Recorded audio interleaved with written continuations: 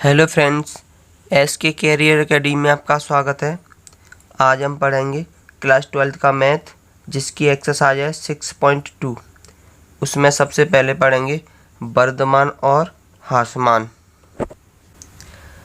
तो जानेंगे कि वर्धमान किसे कहते हैं और ह्रासमान किसे कहते हैं। हमें एक फलन दिया होगा f(x), उसमें हमें f'(x) यानी कि फलन का अवकलन करना होगा। वहाँ से हमें x का मान प्राप्त होगा। x का मान जो हमने अवकलन किया है उसमें रखेंगे। तो अगर f'(x) इज़ ग्रेटर देन 0 यानी कि f'(x) का मान 0 से बड़ा आ गया या फिर पॉजिटिव आ गया तो वर्धमान होगा। अगर f'(x) 0 से छोटा आ गया यानी कि नेगेटिव आ गया तो कैसा होगा? ह्रासमान। ठीक है, 0 से बड़ा यानी कि पॉजिटिव आना चाहिए।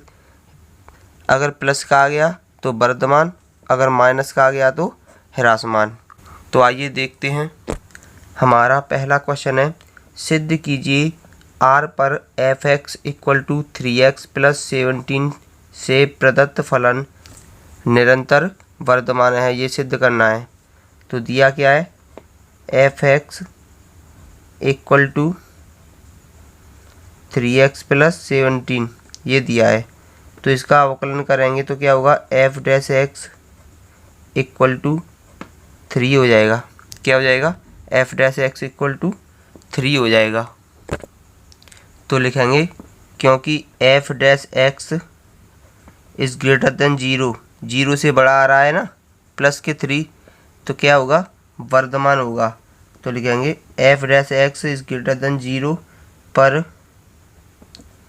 फलन निरंतर वर्धमान है।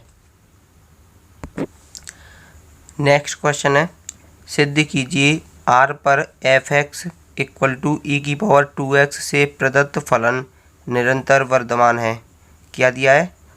f(x) = e⁻²x दिया है। तो इसका x के सापेक्ष अवकलन करेंगे तो f'(x) = क्या हो जाएगा? e⁻²x। x मानेंगे तो d/dx करेंगे 2x का। तो ये हो जाएगा f'(x) = 2x का क्या होगा? 2 e⁻²x। ठीक है, इतना आ गया। अब देखेंगे कि क्या ये किसी भी मान पर नेगेटिव हो सकता है? नहीं हो सकता। अगर हम x बराबर 0 रखें, क्या रखें? 0 रखें तो 2 e⁻0 हो जाएगा। अगर किसी की घात 0 होती है तो उसका मान कितना हो जाता है? 1 हो जाता है। कितना हो जाता है? 1। तो कितना आ जाएगा? 2 आ जाएगा, जो कि f'(x) ग्रेटर देन हो जाएगा 0 से। 2 क्या है? 0 से बड़ा है तो वर्धमान है। अगर नेगेटिव भी रखेंगे, अगर हम x का मान कोई नेगेटिव संख्या भी रखें तो क्या हो जाएगी? 2 × e⁻²x नीचे जाएंगे तो क्या हो जाएगा? 2 × 1/e⁻²x। तो क्या हो जाएगा? ये पॉजिटिव हो गई। फिर भी f'(x) कैसी है? बड़ी है 0 से। तो लिखेंगे अतः फलन r पर निरंतर वर्धमान है। नेक्स्ट क्वेश्चन है, सिद्ध कीजिए f(x) = sin x से प्रदत्त फलन।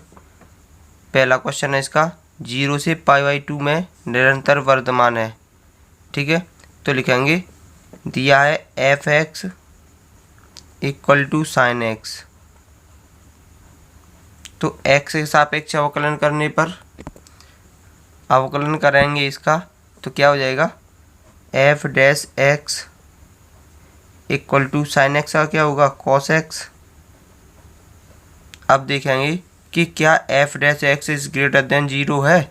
f'(x) का मान 0 से बड़ा है। अगर आ रहा है तो हमारा वर्धमान है, नहीं तो ह्रासमान होगा। तो किस में देख रहा है? 0 से π/2 में देखना है। 0 से π/2 में तो 0 हमारा यहाँ पर है, π/2 यहाँ पर है।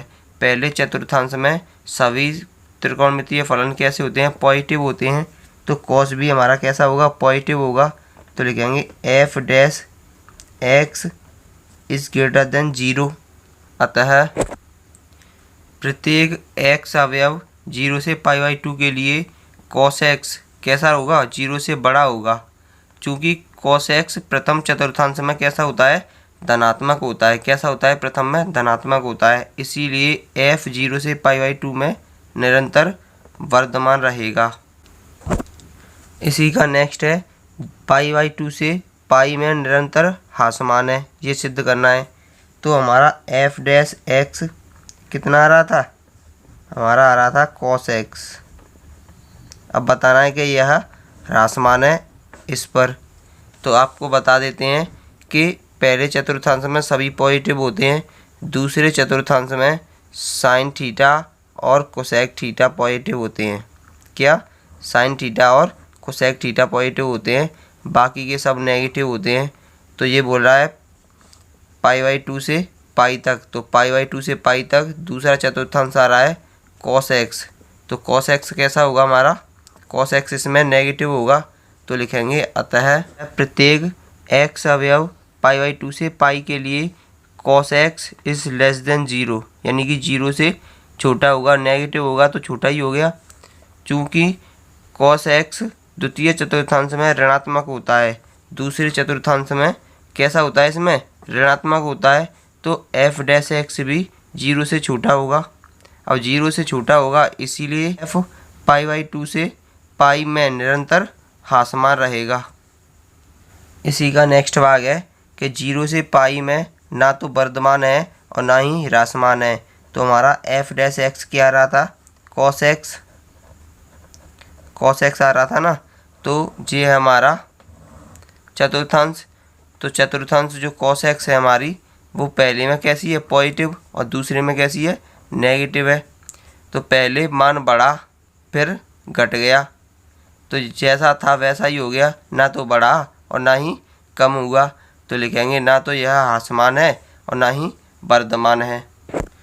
तो लिखेंगे अतः 0 से π/2 में f dash x is greater than 0, यानी 0 से बड़ा होगा इस फर्स्ट में। तो लिखेंगे अतः 0 से π/2 में f डैश x का जो मान है वह 0 से बड़ा है, और π/2 से पाई तक कैसा होगा? छोटा होगा, क्योंकि नेगेटिव है। इसीलिए f डैश x 0 से पाई में धनात्मक और ऋणात्मक दोनों हैं। इसीलिए 0 से π/2 में f(x) न तो वर्धमान है और ना ही ह्रासमान है। नेक्स्ट क्वेश्चन है, अंतराल ज्ञात कीजिए जिसमें f(x) = 2x² - 3x से प्रदत्त फलन f पहला है निरंतर वर्धमान है और दूसरा है निरंतर ह्रासमान है, उसका यह अंतराल ज्ञात करना है। तो f(x) बराबर कितना दिया है? f(x) बराबर दिया है 2x² - 3x। इसका f डैश x निकालेंगे तो कितना होगा? इसका डिफ्रेंशिएशन करेंगे तो 4x - 3। अब f डैश x का मान निकालने के लिए f डैश x बराबर 0 रखेंगे। तो रख के देखते हैं, 4x - 3 इसके बराबर 0 रखेंगे तो 3 उधर पहुंच जाएगी, तो 4x = 3 हो जाएगा, और x = कितना हो जाएगा? 3/4। ये आ गया हमारा x का मान। ठीक है, अब x का मान कितना आ गया हमारा? 3/4 आ गया।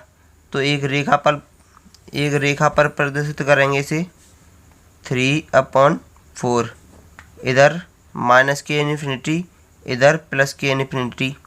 तो हमारे दो अंतराल बनाएंगे, एक तो -∞ से लेकर 3/4, तो लिखेंगे -∞ 3/4, और दूसरा बनेगा 3/4 से लेकर +k∞ तक।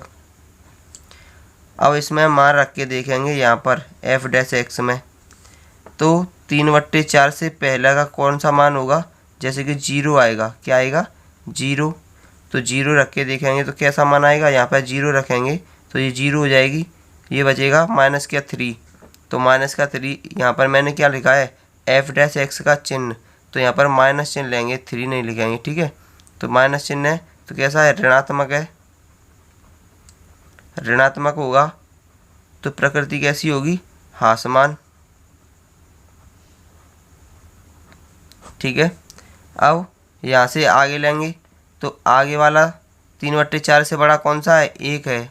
3/4 से बड़ा 1 भी है, 2 भी है, 3 भी है, कोई भी संख्या रख के देखेंगे। जैसे 1 रखेंगे यहाँ पर तो 4 1 4, 4 में से 3 गई तो कितने बचेंगे, 1 प्लस का, तो प्लस का चिन्ह आएगा, कैसा है, धनात्मक। अगर धनात्मक होगा तो कैसा होगा, वर्धमान, ठीक है। तो लिखेंगे बिंदु x बराबर 3/4 वास्तविक संख्या रेखा को 2 अंतराल -इन्फिनिटी से लेकर 3/4 और 3/4 से लेकर प्लस के इन्फिनिटी तक विभाजित करती है। अतः f(x) 3/4 से लेकर इन्फिनिटी तक निरंतर वर्धमान है और माइनस के इन्फिनिटी से लेकर 3/4 तक क्या है, निरंतर ह्रासमान है। नेक्स्ट क्वेश्चन है, अंतराल ज्ञात कीजिए। इसमें अभी क्या ज्ञात करना है, अंतराल, जिसमें f(x) बराबर 2x³ - 3x² - 36x + 7 से प्रदत्त फलन f है। पहला क्वेश्चन इसका, निरंतर वर्धमान है, किस अंतराल पर है वो ज्ञात करना है। निरंतर ह्रासमान है, ये भी किस अंतराल पर है, ये भी ज्ञात करना है। तो दिया है f(x) बराबर 2x³ - 3x² - 36x + 7। तो इसका x से सापेक्ष अवकलन करेंगे तो f(x) इक्वल टू क्या हो जाएगा, 3 दूनी 6x² माइनस 3 दूनी 6x माइनस 36। x के मान के लिए क्या करेंगे, f(x) बराबर 0 रखेंगे, तो इसके बराबर 0 रखेंगे तो 6x² minus 6x minus 36 equal to 0। 6 common लेंगे तो x² minus x minus 6 equal to 0, ये 0 में चला जाएगा। इसके फैक्टर करेंगे तो क्या होगा, x² minus 3x plus 2x minus 6 equal to 0। तो क्या हो जाएगा, यहाँ से x कॉमन लेंगे तो यहाँ बचेगा x माइनस 3, यहाँ से प्लस 2 कॉमन लेंगे तो x माइनस 3 इक्वल टू 0। तो यहाँ बचेगा x माइनस 3 और x प्लस 2 इक्वल टू 0। तो x बराबर कितना आएगा, एक बार इसके बराबर 0, एक बार इसके बराबर 0, तो x माइनस 3 बराबर 0, तो x बराबर 3, x प्लस 2 बराबर 0, तो x बराबर कितना आएगा, -2। तो जो हमारे अंतराल होंगे कितने होंगे, संख्या रेखा पर प्रदर्शित करेंगे। तो यहाँ पर माइनस के इन्फिनिटी या प्लस के इन्फिनिटी, तो पहले -2 आएगा तो -2 हो गया, फिर प्लस के 3 आएगा तो प्लस के 3 हो गया। तो इसका जो अंतराल बनेगा कैसा बनेगा, अंतराल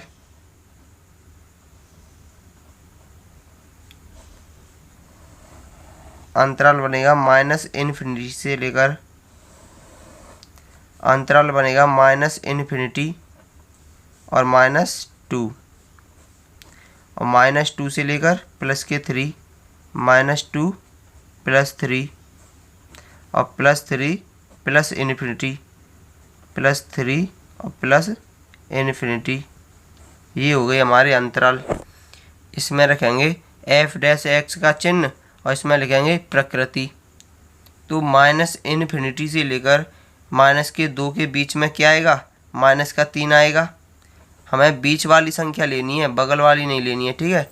तो -3 रखेंगे यहाँ पे f(x) में -3 रखेंगे तो क्या होगा, तो f(x) में -3 रख के देखेंगे तो कितना होगा, 6 और -3 का वर्ग कितना होगा, 9 हो जाएगा प्लस के, और -6 इंटू -3 x की जगह पे और -6, तो ये कितने हो 9 5 45, 9 6 54 प्लस की हो जाएंगे, और माइनस से माइनस ये भी प्लस, 6 3 18 -36, ठीक है। तो ये बचेंगे 54 -36 में से 18 गए तो कितने बचेंगे 18, और 54 में से 18 गए तो कितने बचेंगे 36, यानी कि प्लस के 36 बचेंगे। तो यहाँ पर चिन्ह कैसा आएगा, प्लस का आएगा, और प्लस का आएगा तो यहाँ पर क्या होगा वर्धमान, ठीक है। अब -2 से लेकर 3 तक, तो -2 से लेकर 3 तक क्या आ जाएगा, बीच में 0 भी आएगा, आएगा कि नहीं आएगा, तो 0 रखेंगे, तो रख के देखेंगे तो ये 0 हो जाएगा, ये भी 0 हो जाएगा, और ये क्या बचेगा माइनस के 36 बचेगा, ठीक है। तो -36 यानी माइनस के चिन्ह आएगा, माइनस का चिन्ह आएगा तो क्या होगा आसमान, ठीक है। अब +3 के बाद की कोई संख्या रखेंगे, जैसे कि 4 रख के देखते हैं, 4 रखेंगे यहाँ पे, तो 6 × 4 का वर्ग 16 माइनस 6 × 4 -36, 16 6 96 माइनस 6 4 24 -36, तो ये कितने हो जाएंगे, ये हो जाएंगे 0 3 और 2 5 और 1 6, 96 में से 60 गई तो प्लस के कितने बचेंगे 36 बचेंगे, जो कि हमारी पॉजिटिव है, तो पॉजिटिव चिन्ह आएगा, तो यहाँ पर लिखेंगे वर्धमान, ठीक है। तो लिखेंगे दिए गए अंतराल -∞ से लेकर -2 तक व 3 से लेकर प्लस के ∞ तक, ये वाले पहला और तीसरा वाला है उसमें क्या होगा वर्धमान होगा, और -2 से लेकर प्लस के 3 तक ह्रासमान होगा, जो कि यहाँ पर दिखाई दे रहा है।